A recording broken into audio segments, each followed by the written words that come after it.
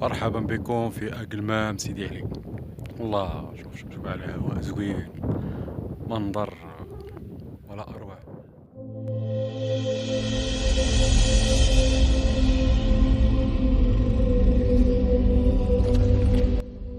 السلام عليكم، كلشي مزيان، كلشي بخير، نتمنى تكونوا بخير وعلى خير وتكونوا في صحة جيدة. شحال هادي ما درت لكم شي فلوق.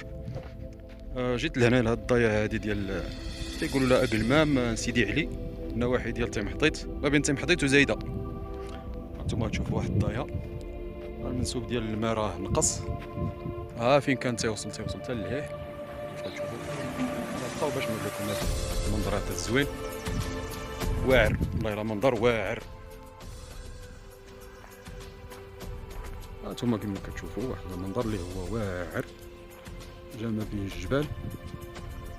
دابا هنا فين كنزطم راه كتكون عامرة بالماء هنايا، ولكن دابا راه كتعرفوا الجفاف راه نقص الماء بزاف. هانتوما كتشوفوا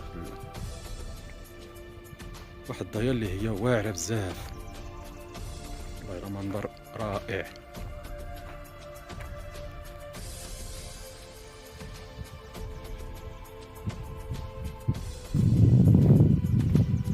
رغم ذلك راه باقي فيها البركة، راه صمدات أمام الجفاف.